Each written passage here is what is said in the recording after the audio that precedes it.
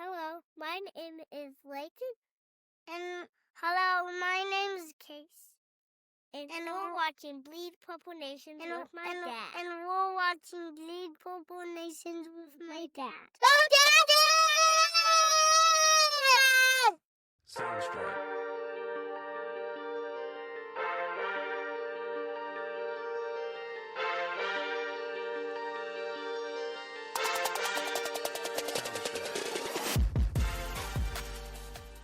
And welcome into Bleed Purple Nation. This is episode 3. I'm your host, Casey Hogan. And again, if you're not following us, make sure you follow us on Facebook, YouTube, and Spotify. It is Bleed Purple Nation. And then on Twitter, it is Bleed Purple Show. And of course, if you can follow us and subscribe on YouTube, like our page on Facebook.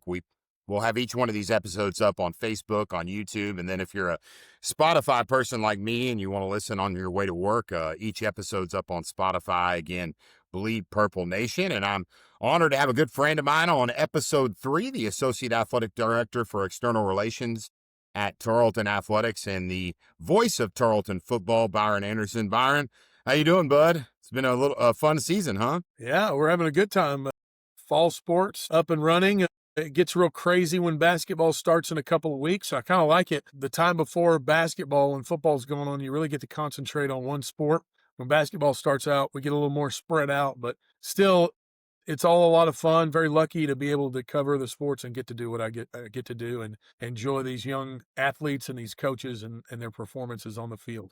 Yeah, it's definitely not a bad gig, my friend. Appreciate, of course, your time. I know you got a lot going on, and you're about to head out to Utah Tech, and so we'll talk a little bit about that game later. First off, let's dive right into Tarleton football. I know that you've been the voice of Tarleton football now for 10 years and done a great job. So many historic calls. I guess I'll start with more of a high-level question. Since you started as the voice of Tarleton football in 2016, how has that program evolved? I know it's all been under Todd Whitten, but they've been good since you got there, but it's been a little bit of an evolution from Division II until now. And then I think when you started, that was Coach Whitten's first year back, right? Yeah. Coach Whitten and I came back the same year. So I used to do a show here in town. I worked at the local radio station, KSTV, and I did a show, first ever show I did called the Pigskin Preview. And I got to interview Todd Whitten every week in the early 2000s when he was here. Yeah, it's been all Todd. Todd has made all the difference in that program. I've been really lucky to have been with him because he's just been perfect for what Tarleton needs. He's a guy, I don't think he's going anywhere. You never know what kind of opportunities that you get.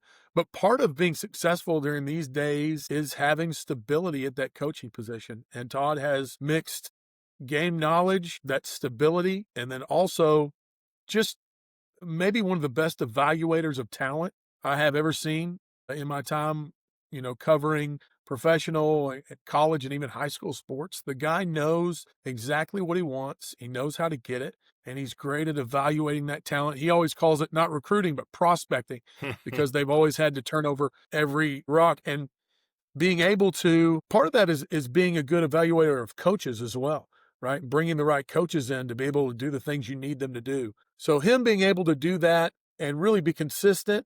And then as we've kind of progressed along, getting these resources that he didn't have before, right? Resources that are, I think when he first got here, his resources within the Lone Star Conference were upper tier for sure, but not top of the line. And as he's progressed, you've given him more a little bit at a time. And now he's starting to get, they've got a way to use NIL and a way to use the portal to supplement great recruiting.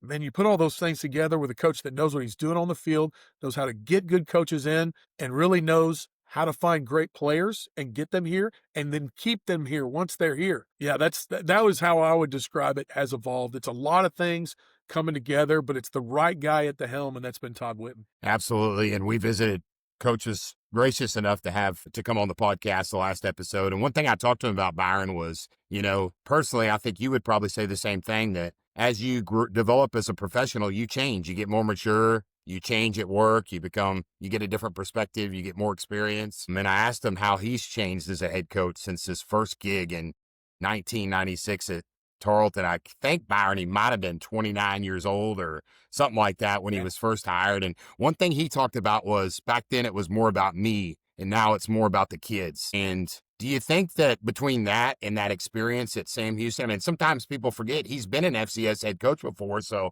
do you feel like maybe he's learned from some of his mistakes and he already knows FCS from being at Sam Houston? Is that fair? Yeah, I think that's perfectly fair. You know, you say, first off, 1996, the year I graduated high school. So it's been a minute. I think I was in junior high. I think I was in junior high, man, but no offense. Yeah, it's been a minute. But I actually had a friend that played on that team, so I got to come watch Todd Whitten, a friend named Jeff Davis, who played cornerback on that team. He's a freshman from Keller, Texas, a good buddy of mine. But I would actually come watch a bunch of those games. And so I saw his first year there and got to hang out with some of the players during that time. So, yeah, I think if you're, hopefully that's what we're all doing in our professions, whatever it may be. I think you try to listen to more people. And then when you get really good, you try to listen and you know who to listen to, right? And where to go. And I think anytime you move from Division II to Division I, like he did when he went from here to Sam Houston, first part of that is going to be a learning process, because you and I both know, having worked on this side of things, Casey, how different it is at the Division II level than it is at the Division I level, even just a couple of years ago, 15, 20 years ago, and how much different that is. There's all kind of rules. There's 100 different things you have to deal with as a head coach. Academic standards. And so learning to do that in that first time at Sam Houston, and then being able to bring that experience here during their transition, and just how great it was. He's just an older, more mature person, and some people want the young coaches and stuff like that. And I just think he's really found his niche, right? Or his niche, however you say it. And he's settled into it, and he knows what's right for Tarleton State University football. And he almost never makes a mistake when it comes to that stuff. And that is because he uses the different tools that he has at his discretion, whether it be administration or the coaches that he's brought in. He uses those tools, and he does such a good job with it. Yeah, absolutely. And I know we've got to move on. My last note on Coach Whitten is one of the reasons I think he's so good in the recruiting space, especially now, is he's so real. Like, even when I'm on a podcast, Byron, he's an open book. So many coaches try to be something they're not. And if you ask him a question, man, he's pretty much going to answer it. Like, that's just how he is. Yeah. And yeah, he doesn't beat around the bush very much. He's really fun to talk to. And he'll tell you just about anything you want to know. And he'll tell you when you ask a bad question too, which I always tell him, if I ask you a bad question, that's his fault, because all the way back in 2000, I took his football class and I made an A. So it's always kind of on him with me. Man, I forget that head coaches used to, I think up until 2012, 2013, I forget head coaches used to teach classes. I mean, people might not remember this, but Coach Reisman used to teach like a dance class or something. I can't remember if it was gymnastics, I think, but and then I think Coach Whitten also used to teach power walking, or maybe that was Coach McElroy or whatever. But yeah, those were always good classes to take. I think Coach Reisman taught power stomping. Yeah, there you go. How to take your coat off and flip it in the air and land in one of your assistant's arms. Yeah. How to match up saying no and stomping your feet. Yes. Yeah. And then you're going from being so clean with this crisp suit on and tie and your hair looking good to looking like a hot mess by the end of a basketball game. And we'll talk a little bit about Coach Reisman, some news later in the show on the Tarleton Athletic Hall of Fame, but just sticking with Tarleton football into this season. Before we get into the game against Southern Utah and where they're at right now, before the season, I know, talking with Coach Whitten and hearing him speak at a few events, that he said one of the things they had to do if they wanted to compete with the Dakota schools and really compete for an FCS national championship, as you know, Byron, is they had to get more physical and bigger on the defensive and the offensive lines. What have you seen from the Texans up front as they tried to improve there this season? I think that's an excellent observation, Casey. You can tell you've done this kind of thing before. That was the number one thing. No, that was the number one thing that they had to do. You went to that South Dakota game last year. As exciting as it was, those boys just leaned on us the whole game. And in the fourth quarter, we were just out of gas. And it's not necessarily because the guys on the front end weren't good enough. It was kind of that and a combination of not really having the depth that you need, especially on that defensive line. And that has totally changed this year. I had one coach that told me this season, kind of off the record, basically said, hey, you guys on defense run 21 guys out there, and 11 of those guys, the backups, would all start for my team. Wow. You know what I mean? And that's an in-conference coach. So just the depth across the board, especially at the defensive line and offensive line positions. I think it's really impressive what Scott Carey has done with that offensive line. They brought back one starter in Hunter Smith, and the other four they brought in Aiden Moe from Northern Colorado, who's a stud, a guy that I think may have a chance to play at the NFL level. But the guys along the right side are all guys that they recruited as a freshman and brought them in and have brought them along. Now, that includes Hunter Smith. So they've done a good job, building from within and recruiting and then keeping people. And now they've got that depth. Just been so impressed. I think it was the number one thing they had to improve on in the trenches. And to me, you could totally see that in the Army game. Those are those FBS games when you go play teams like that. And a team that in Army has not been great this year, but last year they won 12 football games. And so just being able to compete with those guys, and even if you don't win the game, take them to overtime, that would not have happened with that team last year. As much as I love those guys, it would not have happened with that team last year. This team is much different and deeper up front. Yeah, let's talk about that depth, man, because I was just looking at the injury report, and you certainly know more about this than I, but just the top 4 guys I saw injured against Southern Utah. And again, folks, if you're watching, you probably know, but Tarleton defeats Southern Utah 52-42 this past Saturday, and we'll get more into that game. But talking about depth, you have probably top 3 or 4 best quarterback in FCS football, maybe the best. Victor Gabales didn't play. Kearns didn't play, the All-American. He's a cornerback, right? Yes. Kearns cornerback. So you don't have Gabales, you don't have Kearns, you don't have Chisholm, you don't have Angelo Anderson, and you still beat. I know their record shows 1-5. I don't know what Southern Utah is now, but they're a pretty solid football team. They've had a tough schedule. But what does that say about the depth? I mean, that's pretty impressive when you're down that many guys and you could still win a UAC game. Yeah, keep an eye on Southern Utah for sure. They have a really good coach in Delane Fitzgerald, and that was their 4th consecutive game against a ranked opponent in the FCS level, and most of those games are 3-point games. So you talk about Kearns and Gabales. I mean, start there with Gabales. I don't know. I try to watch as much football as I can during the week on my little TV here, and intake some of these other teams. I try to pick one team a week, kind of at the top of the FCS and watch them. I think you could, from what I've seen to this point, Victor's at least top 3 quarterbacks. He may not run like some of those other guys do, and that could be an element that at this level can really provide and be the difference. But yeah, he's top 3. And anytime you've had a quarterback that good in your system, now his 3rd year. Remember, this is a kid that started at Washington State and got playing time at Washington State under Mike Leach. He's a really good ball player. You go to Kearns, that's a guy that's been around forever, it seems like. He's got a wife and 2 kiddos.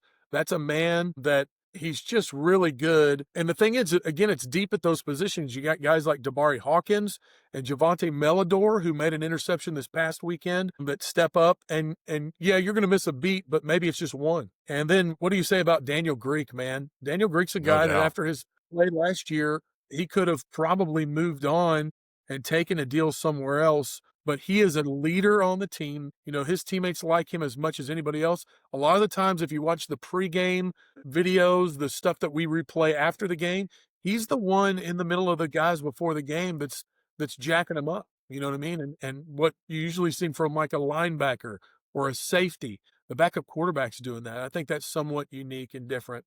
And then guys like James Turrentine, who, Turrentine come over from a Division II program and has come in here and played really well for us. It's just depth. And anytime you're that deep, it's just going to help you. And here's the other thing. When those other guys do get back, when you get back a Ballas or a Kearns, you've got all these. It's a little bit different at quarterback because only one guy's going to play. But you've got these pieces now, and now you can interchange them and you can do different things. And it just makes you that much better. You hate to be without players because nobody wants anybody to get hurt. But the depth of this team, to me, is what has been the difference in being 4-2 or 5-1 and 6-0. You sound like someone that's coached before in your career somewhere along the line, Byron. Yeah, well, mostly ball just baseball, coach. a little bit of high school football, but yeah, that's we've coached a little bit. We've done a little bit of that, but glad to be just talking about the games and maybe not making all the Yeah. decisions. Well, that's a great point. I take that paycheck every now and then. Yeah, you got to, man. But that's a great point, talking about getting guys like Kearns and Chisholm and Anderson back and having that depth. And I didn't think about that, but certainly that's going to help down the stretch. And Daniel Greek, you brought him up. Boy, it's hard to put into words, and I don't have the stats in front of me, but I know he, threw for 2 or 3 touchdowns. He hadn't thrown an interception, right? And he's almost played, is it 1.5 games? Did he come in the third quarter against Chattanooga or the second? No, it was early in the game, wasn't it?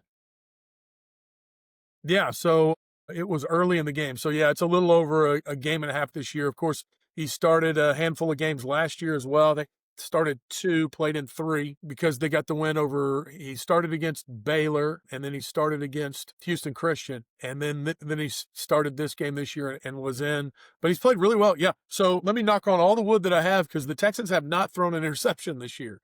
Yes, and that was a little bit of an issue with Victor. Not a huge issue, but cutting down on that, I know, was Coach wanted him to cut down on that, right? Obviously. He had out of coming into the season, he had 34. That's what he's got still now. He'd average about 10 to 12 a year, and that was just too much. And here's the other thing, though. You go back to the South Dakota game, and sometimes you've got to try to force it in spots because you're overmatched. And I think part of that is Todd sitting down and Adam Austin, the offensive coordinator who calls the plays, sitting down with those guys and saying, hey, we don't have to take those chances anymore. This is a different team. If you are the favorite and you can get stops on defense, it's a different kind of team. And I think Daniel Greek, go back to him, he has learned that lesson as well. Hey, I don't need to force this in there. If it's there, take it. If not, take a sack, throw it away. Get what you can running the ball. 16 of 21, I think he was, 280 some yards and 3 touchdowns. And some of those passes, man, I mean, I know Victor himself would be like, hey, I'll be happy to make that throw. The one he fit into Crank, and then the one he just kind of feathered into Jackson that sealed the game towards the end of the game after that big interception. Those are high-level throws. So, and he has an ability that Victor doesn't as far as a power game to him because he's such a big guy. It's an absolute, not privilege, but just like it's something that you can't, it's so invaluable to have a quarterback that can come in. And Vic's been hurt a couple of times the last couple of years. The first of this year, he hit his hand on a helmet again. And at the first of the year, it was thought he might miss that first game. We were happy he came back and played. But quarterbacks get hurt. That's why there's so many of them running around. Yeah, absolutely. Having Daniel Greek has been huge. And you talked about his character. I know I watched at the end of the game on ESPN. Kendra interviewed him down on the field, and boy, just, it was an impressive, one of those interviews you kind of walk away with like, this guy is, he's humble, he puts God first, and he's just, you know him a lot better than I, but he's just very intelligent. You could see it from that interview. Well, he's one of those guys that I mentioned he does a lot of times the speeches to pump him up before the game, and you would never think he would do that. Because he's the quietest, yes, sir, no, sir kind of guy. You know what I mean? And we had him on the radio show, and he was just fine on the radio show last year. But he's very soft-spoken. And so the first time I saw him pumping people up, I was like, whoa, we're gonna take their hearts. He said something like that. I was like, goodness, Daniel. Like you wouldn't expect that from him. But if you and I are both fathers of young men, that is the kind of young men I hope to raise as a guy that's, humble and quiet until a situation calls for him not to be. And then you hope he can step up and be courageous and lead people, not just with what he says, but with what he does. And I think there's so many young men on this Tarleton team that do that. It's just one of the examples that we're seeing come to fruition now. And I talking, folks, about Tarleton football and this 6-0 start to the season. Again, they're number 3 in the nation. The new poll came out this week, and one of the reasons that they're number 3 in the nation has been the play of the freshman running back Trey Page, the third. I guess today he was named the Stats Perform FCS National Freshman of the Week. Correct me if I'm wrong there. How impressive has that young man been? He's been really good. There's a really good 1-2 punch with Caleb Lewis and him. Caleb has been more of the between the tackle guy. that they like to use in the red zone and inside the goal line area. Trey Page has been kind of more the first time I ever heard it was back the Giants used to have Thunder and Lightning, right? I think it was Tiki Barber and Ron Dane. And so those two guys one was kind of hit the outside, one would be the inside, and you use the Thunder to wear down the defense and then the Lightning to hit them. But I think Trey Page, since the first of the season, has really evolved past that, where he's starting to kind of be a guy that might be a bell cow for you and that's nothing against Caleb Lewis. He's a really good running back, but he just does not have the top end speed that Trey Page does. And I think that's what really sets him apart. Every time we talk to Todd Witten and we talk about what makes the difference of what he's looking for in a running back, there's always one thing that comes back, and that's a guy that can finish big plays, a guy that can turn a 20-yard run into a touchdown, because he is a big believer in big plays through the passing game and through the running game. And Trey Page has the ability to do that. And I think in the last 2 games, you've really seen him be smarter with where he's going on the field, and have kind of more of a hard-nosed, tough approach. Not that it wasn't before, but it's just it was maybe the average level before, and now it's kind of a plus level. And when you marry those two things together, a guy that can take the top off and really expose a defense and make them pay with a long touchdown. We've seen that with an 89-yarder earlier this season. And then a guy can also run between the tackles and get what he needs to get without, positive yardage. +2 every time, get 2 extra yards when you make that contact.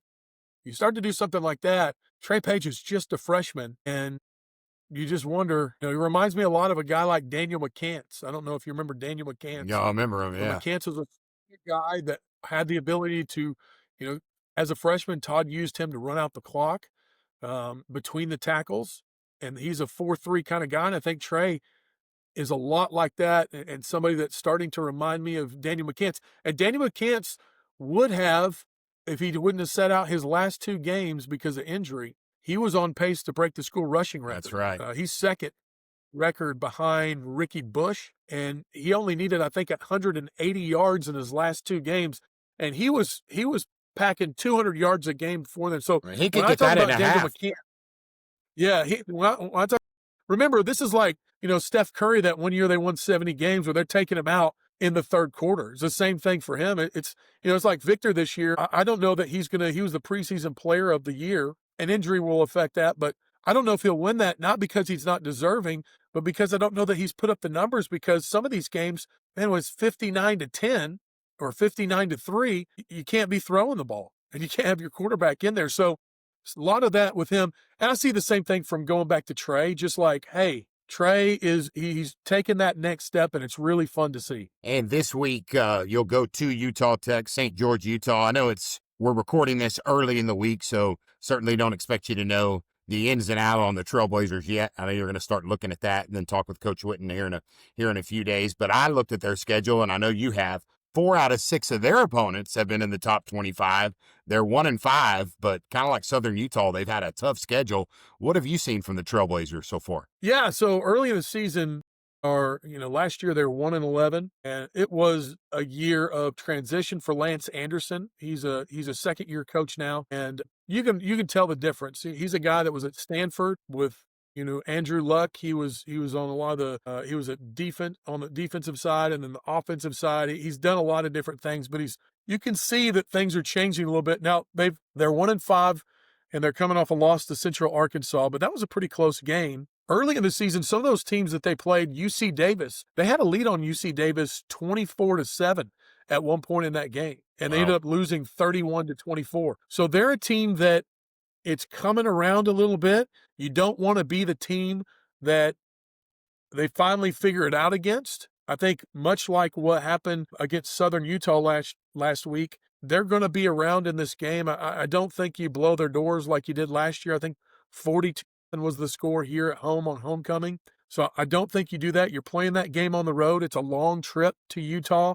St. George is a beautiful place, by the way, if you've never been out there. I bet I've called it a few basketball games. You sent me out there for a few basketball games, and I always like to go to, your lights are turned. Look at that. Automatic lights. Yeah, we got, love it. Hey, it's that state school. We got to make sure we save that money. You're energy efficient, but y'all probably fly on the charter into St. George, but like basketball, we'd fly into Vegas. And I'm not saying I might have spent a night in Vegas, but I might have. And if you're a fan, as a fan, it's a heck of a trip. But y'all probably fly right into St. George, right? We do now, but until last year, our radio team flew separate from, and we would also fly into Vegas. Not necessarily, I mean, don't get me wrong, I don't mind staying there a night or two, but mostly because it's used to be much less expensive to fly into, is almost double or triple to fly into St. George direct as compared to flying in for an hour drive from Vegas, and plus the hotels are you could less get a hotel expensive in Vegas for Vegas $40. You know, St. George would be Yeah.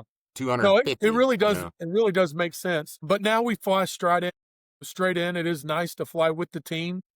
It's a gorgeous place to play a game. On the home side, you're looking over those red mountains that they've got out there. But going back to it, Lance Anderson, that team looks better. They look different. They're not going to be a pushover. They do like to run the ball. They're kind of old school about that. Now, they'll do it from different formations, under center and in shotgun. But they've got a quarterback, again, that can run the ball. Texans have had problems with that this season, and they're going to have a whole bunch of guys on this schedule. When they come back and host West Georgia, that's a team that's got a quarterback that can really run it. That is what they're going to have to figure out, because those quarterbacks that can run the ball, especially in the last couple of games, Chattanooga, and then last week with Will Burns in Southern Utah, that's kind of ate their lunch a little bit. That is a 7 o'clock kickoff, and you can listen to Byron and the boys on 90.5 FM KTRL or tarletonsports.com/listen live, assuming that's the same link. So I hope everybody will tune into that one. And then also wanted to ask you, we got Coach Whitten once, and we were very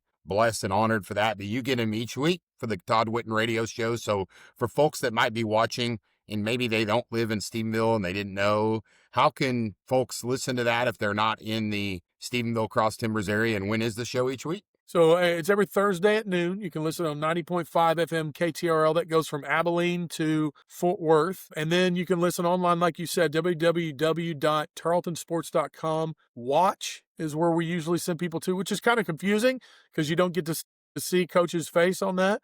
But that's where we have everything set up. You can also go to listen live/listen live, but we say watch because it's a little bit shorter. So www.tarletonsports.com. And yeah, we talk about a lot of different things on that show. We have a student athlete on, and we have some fun. I can't take everything seriously. I have to have some fun, so we do that as well. Hope everybody will tune into the Todd Whitten Show every Thursday at noon and listen to Byron. Of course, those player interviews are always great. Also want to kind of shift and talk about some of the other exciting things happening in the athletic department since we have you, Byron. Tarleton volleyball, your wife played volleyball at Tarleton, and they have a new head coach, and a first-year head coach, Jasmine Johnson, and came over from, I guess she was at Louisiana as the associate head coach for 4 years. They're 8-7 overall, 2-1 in the WAC. They got a big win, right, Thursday night at home in the WAC opener at home against UTA. What's Coach Johnson brought to that program?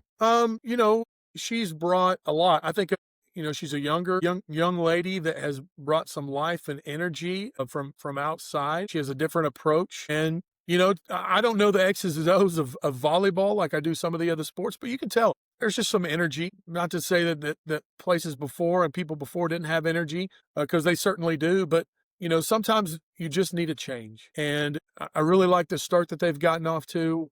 I actually watched that game at home. I try to, you try to hang out with the wife when it gets busy like this during the week. We hung out and watched the game on Thursday night. That win over UTA has been has been dominant in the conference, in the Western Athletic Conference over the last really 2 years. They had played 18 games in a row without losing a conference game. Wow. So I didn't know that. Yeah, for Coach Johnson, that's a huge win. And it's funny, guess who else didn't know that when I congratulated her the next morning? Coach Jasmine Johnson. She was like, "Are you serious?" It's funny to see what we as fans keep up with and what coaches care about, right? Yeah. Because she's in the middle of whether they're going to run a 5-1 or a 4-2, when it comes to setters and things like that. She's not worried about the schedule and stuff like that. Every play is a new and clean slate. Every match, every game is a new clean slate. So it's funny to see what coaches pay attention to. And actually, her and her assistant both were like, "Are you serious?" I said, "Yeah, y'all didn't know that?" They're like, "No, we didn't know that. That's awesome." And That's they walked funny. off with big smiles on their faces. So That's huge. she's just right around the corner right here, and they're really fun to be near. And so I think they're doing a good job, and hopefully it continues. Thursday night, they'll return to Wisdom Gym for another WAC game. 6 o'clock, looked at the schedule, Utah Tech. It is the pink out game. And, I hate to say this, but since I left Tarleton in 2021, I have not, or I guess early 2022, I have not been to a volleyball game since they moved from the small gym to the large gym, which is, of course, about to be the old basketball gym. And we'll talk about the EECU Center in a minute. What's the environment been like for volleyball as they've shipped over into the larger gym? I know it changes it a little bit. I love watching. Yeah, they did that last year, and it took a little while to get used to. I think the overall environment's better. I think they certainly deserved a bigger stage, but there are a ton of people really liked it where it was before because it was so small and in a box, and the sound bounced off that wall and made you feel like the fans were just on top of you. But overall, I think that those young ladies deserved a bigger stage to be on, and I think it fits what they're doing. Wisdom seats about 2,500 people. And if you can get 2,500 people for a volleyball game, it feels the same way. They've been close a couple of times over the last couple of years. And this school will support a really good volleyball team. They've had their struggles in the last year or so, but this, you've seen it. When this volleyball team's good, the students will come and so will the community. And so I can't wait to the first time, because I know it's getting close. The first time they fill Wisdom Gym up, and it's not just for a basketball game, it's for a volleyball game. They're getting close to doing that. It's a great environment. And again, the students are still right there down on the floor with you on that far side. And it's fun to watch and fun to be a part of. Yeah, I've got to call a couple of those games over the last on ESPN, couple of years on ESPN. Yeah, and it is really fun. It's hard though. I'm used to calling them in the old gym. We're up high, and now we're down low, and I have to look around the poles, so it's kind of hard. Well, you can use that as an excuse when you botch a call. At least that's what I would do. Look forward to especially when you and I call volleyball games. But I look forward to getting down and certainly watching a game this season. And then just one more small note, and we'll move on. I want to talk soccer, but the problem with the small gym, the environment was great, but there's a lot of times we had to turn away people, and you don't want to turn away people because it was too small for some games, and then it's not good to turn away people when you're trying to build a program, Yeah, no, you're exactly right. And you could, before they kind of sealed everything in Wisdom Gym, you had the curtains that you pulled back. They looked like, remember the old tan shower curtains? Oh, I remember. So you used to put.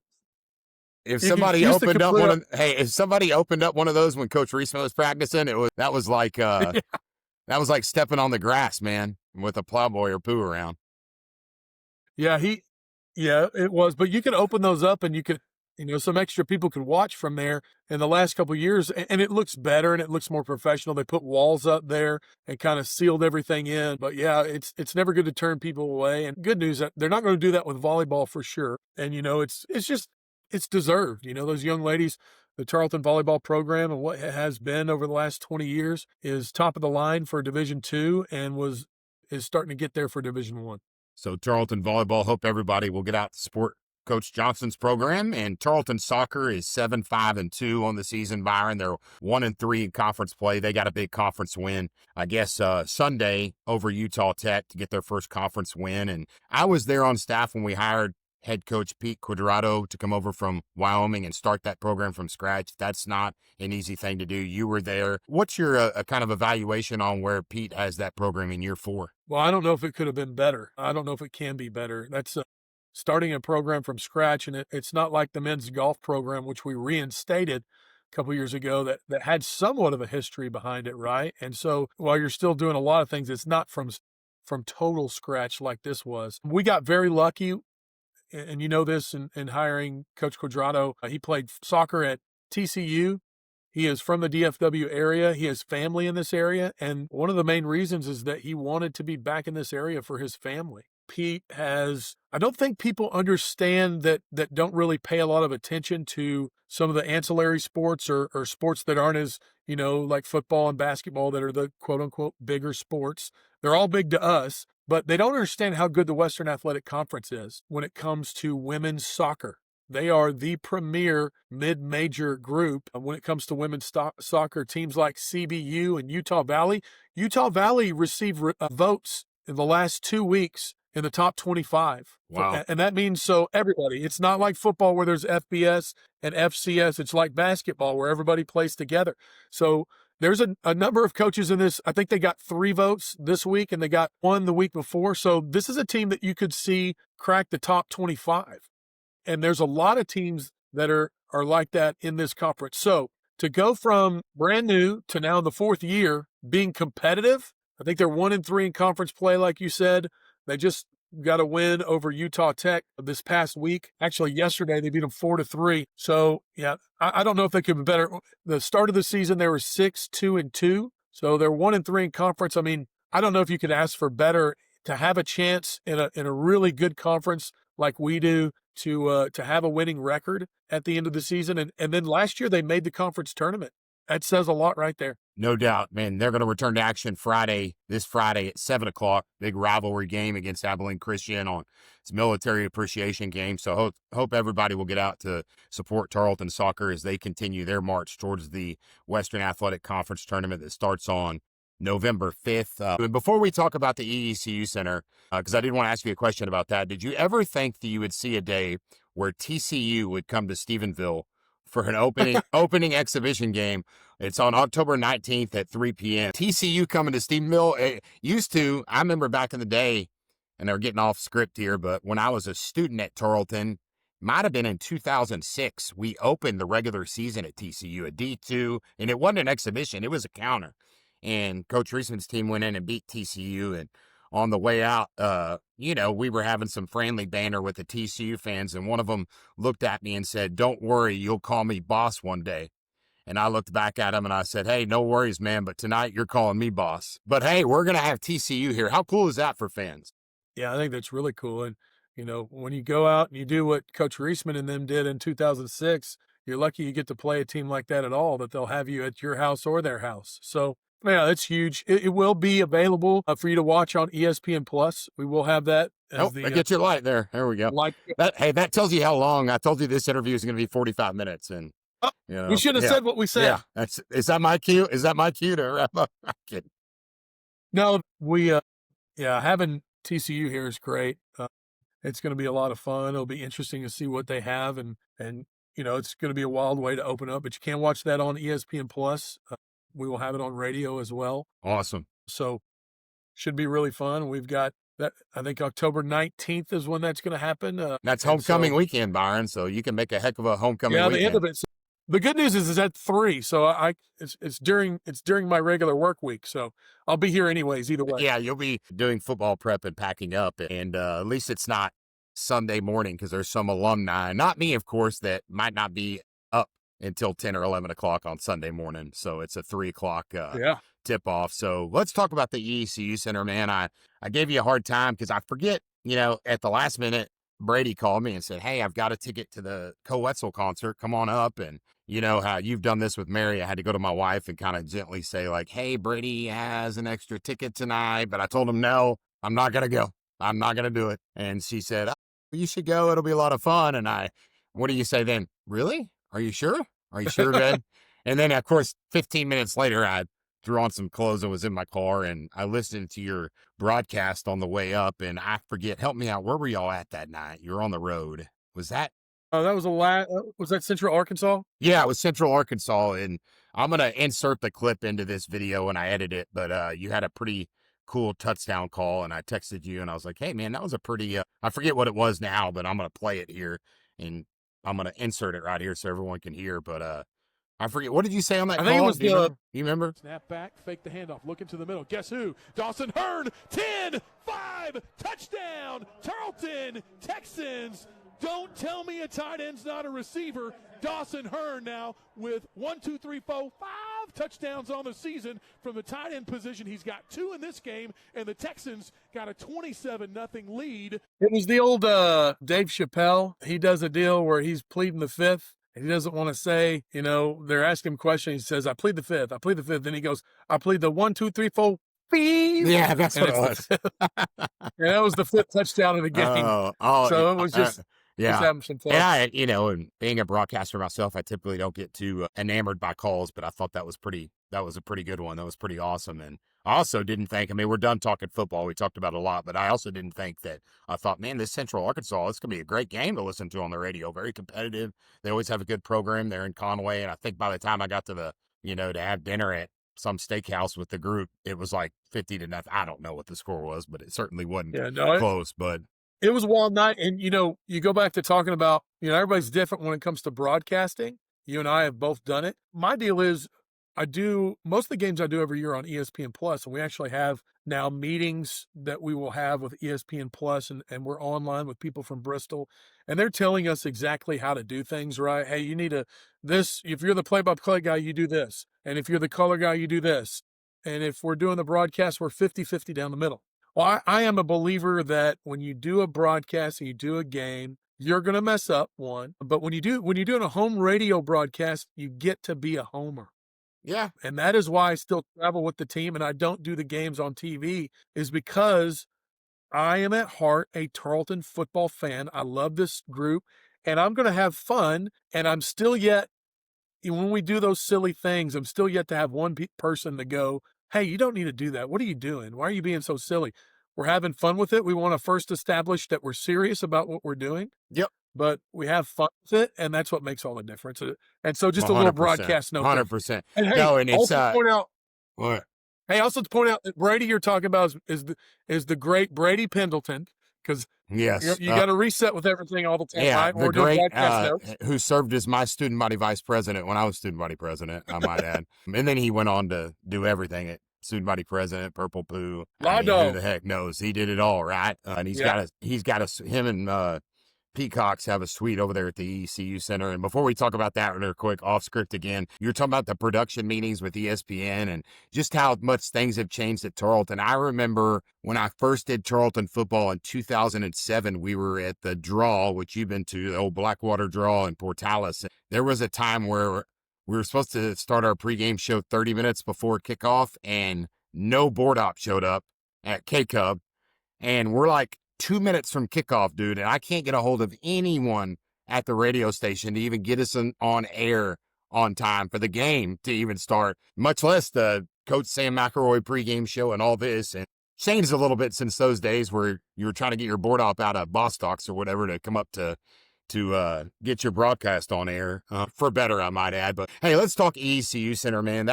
I went to the concert and I knew it would be nice. I mean, 130 million, but I go in and try to be very non-biased because you and I, one of the benefits of broadcasting is we've been to hundreds of arenas in athletic facilities. So we've seen things that work and don't work. And I just thought the sight lines, the fan experience, the number of concession stands, this sounds stupid, but how big the bathrooms are, how nice the seating is. It's big and it holds 8,000 for basketball, but it's not too big. It still feels intimate. I mean, what are your thoughts on the EECU Center and what can fans expect when visiting? I think they're going to all be blown away. I don't know that not just at the FCS there's no FCS in basketball, but just they call them mid-majors, right? Smaller schools like ourselves that play in a little bit smaller conferences that aren't the Power 5 or the next 5 or whatever it is. But I think, now scale-wise, if you take away scale and how many seats they have, I think if you just look at the bones of the facility, I think, and what it can do, I'll let you behind the scenes. I go every year to NACTA, NACTA, National Association of Athletic Directors. I go every other year to it, and I go through, and they have classes for us to take to do our jobs better, just like any convention would have. But then they also have like an exhibition, and it is everything in that place from, basically from if you want to buy a still weed eater to if you're wanting to charter a flight,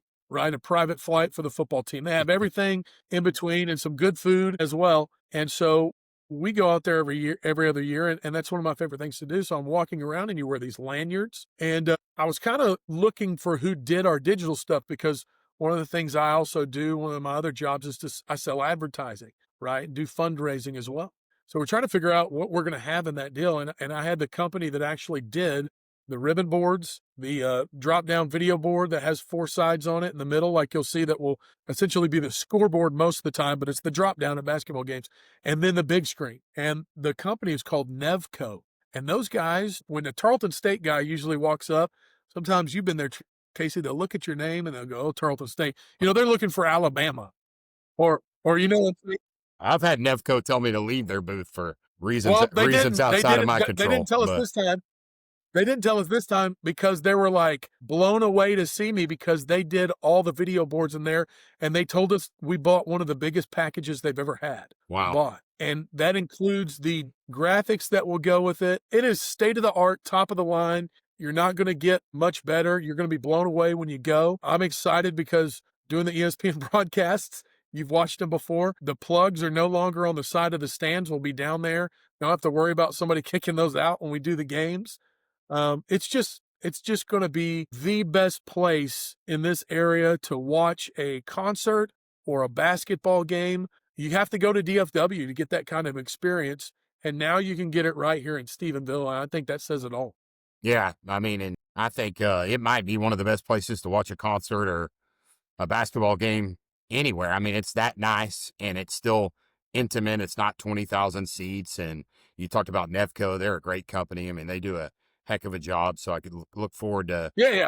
I look forward to. I mean, they're a great company, and they're right up there with Daktronics, and maybe even better in some ways. And then I look forward to going to a basketball game. Look forward to. I plan on being there on the 19th, and just to see what. I mean, a concert's great, but it's a completely different setup than. I mean, like I was in a luxury suite, and I'm like, hey, I don't know how many times I'm going to be able to weasel my way into one of these suites, so I wanted to see it. But it was you can't turn any lights on during a concert. So it's completely dark. So you really couldn't see anything in the suites for the most part, other than where to find a drink. I didn't say that, but it, it was just different at a concert. So I can't wait to see a basketball game there. It is an absolutely beautiful facility. And, you talked about, I think a lot of times, and I was in this boat too, when I was at Tarleton in 2012 and got hired, I was assistant athletic director for Major Gifts and voice of the Texans. And you get so pigeonholed. People see Byron, people see Casey as you're the radio guy, you're the voice. But man, you do a lot of other things in the athletic department, and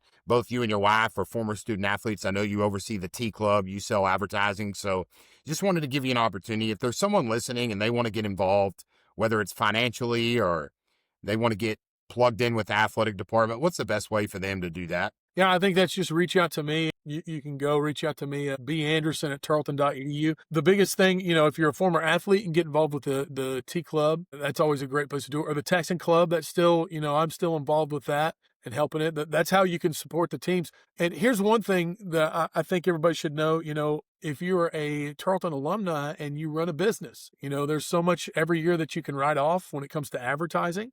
And a great place to put that money is in Tarleton State University Athletics. We can help your company get more views. We can help them drive people to wherever you're at, especially in the DFW area. We've got range out there now. We're going to be doing stuff in the next couple of weeks. Brian Broaddus from 105.3 The Fan will be coming out and doing the football game for homecoming with us on the air. We'll have Cool. RJ Choppy and Bobby Belt doing the final game of the season on again. Who are those guys? I never heard of them. I'm kidding. Yeah, from 105.3 The Fan. I'm but kidding. No, hey, yeah, I know. But hey, some people don't know that are listening to this. That's great. Those guys work for the station that carry the Dallas Cowboys and the Texas Rangers. That's why. And they talk about Tarleton a lot, by the way. Yeah, they do. And so there's just a lot of different ways people can get in touch with me. Really, they can look me up on the website, tarletonsports.com. And if we can help, we want to. We're not pushy. We're not going to try to get you to do something that you don't want to do, but we're going to find a spot for you that makes sense. And here's the bottom line. And, you know this, I don't make commission on selling advertising or do any of that stuff, but I do because I get to see the effects that it has on our student athletes. And we don't get to do a lot of these things if it's not for partnerships that we have with companies like Ford and the North Texas Ford dealers. Those guys and supporters like yourself, know you're a Texan Club member, and, just people like that don't understand how big a part they have in what we're doing here at Tarleton State University, and how we like to say it's part of the family, the Tarleton Nation. And the reason that started, I'm sure you were started saying Texan Nation is because it's all together and we have to do this together, and we need that support if we're going to continue to put these young athletes on the stage in a place where they can win games like they did at Army, or compete with teams like Michigan and Gonzaga on the basketball court. You're not going to be able to do it if you don't have really good supporters like we've had. And so if you want to be involved with that, get in touch with me. We'll get you to the right place and put you in a spot that makes sense, whether that's advertising or fundraising. And, it can help, and you can be part of this incredible growth that we've had over the last 10 years. Absolutely. So many different ways to get involved. There's the NIL fund. Is it called Light the Stack, or Light the Stack? That's yeah. another way. I mean, some people are not some people don't want to give their philanthropic dollars to NIL. Some people love it because they want to see Tarleton win on the field. You talked about the T Club if you're a former student athlete, and I know you've grown that thing significantly since Troy Jones and I used to run it, and we were doing the best we could, but that thing has really grown and provided head coaches with a lot of financial dollars to pay for things that aren't in their budget. And boy, I still think the advertising with the athletic department, of course, you and I did that together for a long time, and you look at what it costs to advertise at other places, and it's an absolute, still from a return on investment. So if you're listening and you want to advertise with Tarleton Athletics, could be, folks, we're talking about 100 different ways to advertise. It could be on ESPN broadcast on TV. It could be on video boards at the stadium, digital scoreboards. During Byron's radio broadcast, you could probably get Byron a vehicle to drive around town with a sticker on it. No, I'm kidding. No, Steve might not like that. No, but you could. I'm not against that. Yeah. But anyways, and I realize we're at 59 minutes, and there's one question that if I didn't ask it, I would be neglecting my duty as the host of this, as my notes fall down, as this glamorous podcast that I started just to try to give folks another way to hear about Tarleton sports and stay up to date. And by the way, folks, we're hoping before basketball season to have women's basketball and men's basketball preview shows. Would like to talk a little Tarleton golf, and there's a ton of stuff I want to get into. But, man, I have to ask you about being at West Point, beating Army on CBS Sports. Of course, you're on the radio broadcast. The game's on CBS Sports on August 29th. It was a huge double overtime win. What was it like to call a game like that on the radio, and what's that done like for Tarleton from a visibility standpoint? You can't measure it. Sure. You know what I mean? You can't measure as far as the visibility goes. You can't measure what that does because it was, when you first hear things like, hey, first off, we're going to play a Friday night game. Whoever does that. But it actually gave us the chance to be basically by ourselves the night before the actual start of the college football season. So we had played 2 games before anybody else has, you know what I mean? And credit to our president, Dr. James Hurley. He is the one that had the idea to get this done, partially because his son attends West Point. And I don't know if we get it done if it's not for that relationship, because the people at Army actually thought it was a great idea as well, and a great story. Got to do an interview with him that you can find online and on Twitter that I shared with those guys and doing that interview. But Sports Byron is my tag there on Twitter if you want to go look that up. But yeah, you can't measure what it did. As far as, I love all the games and calling all the game. And I'm going to be honest with you, Casey, I had a good feeling about that game. The other games that we played, Baylor and Texas Tech and TCU, I didn't, but you just knew that we were a little bit deeper. It was so much fun to get to go to West Point. We got to drive around Thursday, and my day would have been great if that wouldn't have been the same day the Cowboys traded Micah Parsons. As we were driving around, I'm experiencing all these things as a Cowboys fan. They always find when I'm really having a good time to really just punch me in the gut. But there's live helicopters that are down on the field just below the main hotel that they have that's right by the campus. And those helicopters, there's 3 of them, a really big cargo one, a smaller one that you might see that's more of like a combat helicopter, and then the regular like bug ones.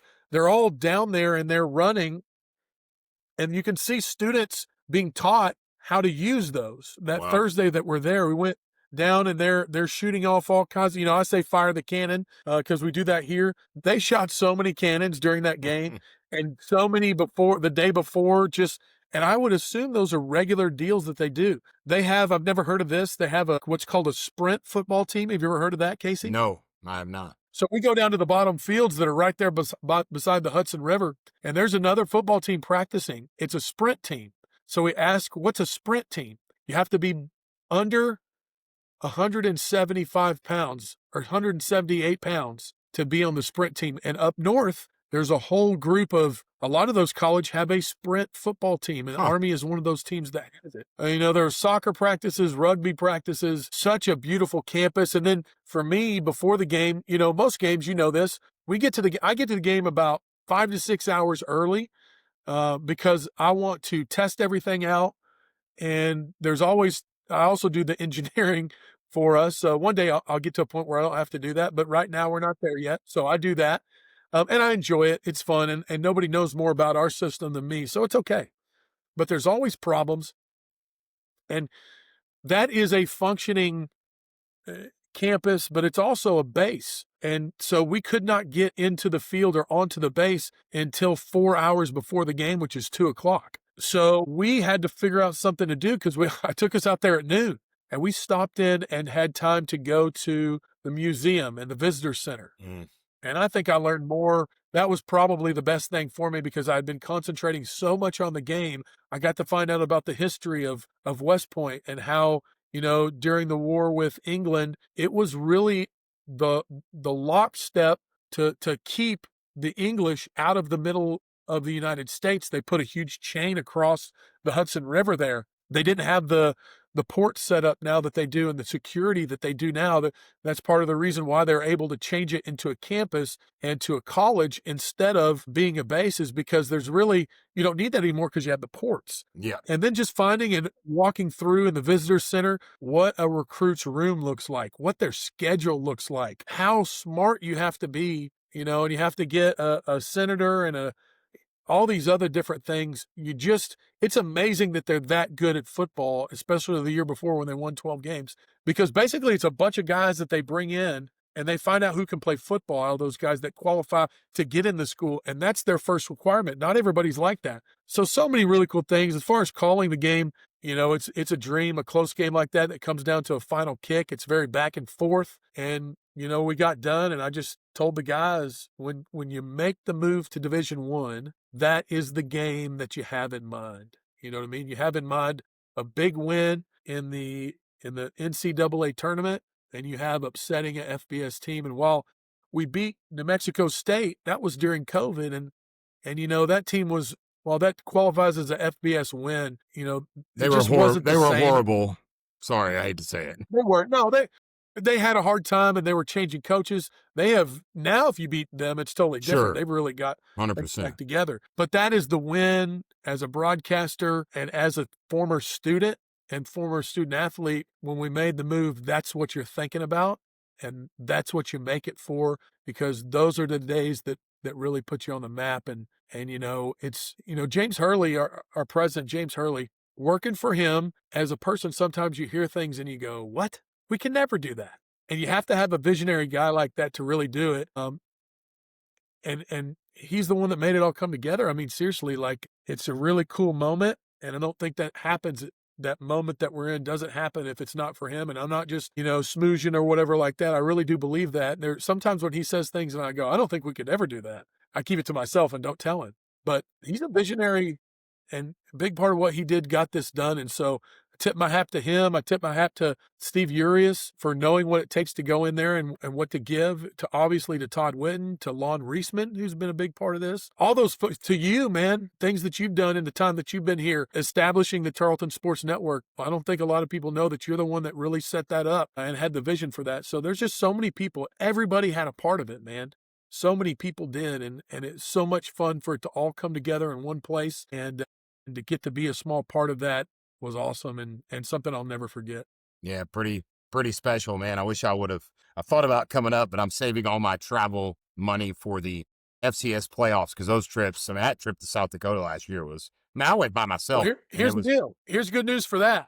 We stay where we're at. I know. You only have to make, if we stay where we're at, I think you only have to make one trip. Yeah, no, absolutely. That'll be to Nashville. Yeah, absolutely. And that's in Nashville this year. Is that right? Yep, at Vanderbilt. Yeah, it's usually in Frisco and in Nashville this year. What's They're that? redoing Frisco. That's right. They're yeah. redoing Frisco. But you got to have a plan B, and those, for anyone watching, if we do have to go on the road in the FCS playoffs, just go. I mean, no matter what, it's a great experience. Hopefully we'll be at home for a lot of games. I know I was at that first home game last year when we played Drake, and that was really a neat experience. And so many good things happening in the athletic department. I've kept you for a very long time, Byron. I appreciate your time, man. Congratulations on all your success. I hope you get to call a lot more wins like that against FBS programs, and look forward to seeing you hopefully at homecoming, if not before then, man. Yeah, hey, thanks for the time. Who would have thought two radio guys could talk for over an hour? Yeah, exactly. Yeah. But seriously, man, we appreciate you doing this. I think this is something that fans will really appreciate. Even with folks like me, your bandwidth only runs so long and so hard. So getting to do something like this, and it is important to have it from somebody that's not, I think, in the middle of the in the organization. So, if you can point out things that I can't a lot of times. My job as a broadcaster is to make everything look good and make everybody look good. That's mostly what we do. And so it's good to have somebody on the outside that speaks from a different platform. So we appreciate you. I appreciate you doing this, at least. Thanks so much for that. And it's been fun, man. Of course, I have a full-time job in fundraising for a hospital system. So this is something I do at night or on the weekends, but try to get out as much content as we can. But it's been a lot of fun, and look forward to continuing it, man. And have a safe trip to St. George, man. Enjoy that beautiful mountains up there and get us a win. Let's get to 7-0. Let's do it. I'm ready. That is Associate Athletic Director and voice of Tarleton football, Byron Anderson, episode 3 of Bleed Purple Nation. Again, follow us on Facebook, Twitter. We're not on Instagram, probably need to be, but we're on Facebook, Twitter, Spotify, and YouTube. It is Bleed Purple Nation. And then on Twitter, it is Bleed Purple Show, because Bleed Purple Nation was already taken. But please share the episodes, like, subscribe. We need all the support we can. So that's going to do it for episode 3, folks. Hopefully we'll be back next week, and we'll put some information on who our guests will be next week. But for Byron Anderson, I'm Casey Hogan. Bleed Purple Nation. Until next time, go Texans, bleed purple. And if you ain't Texan, you ain't Sound straight.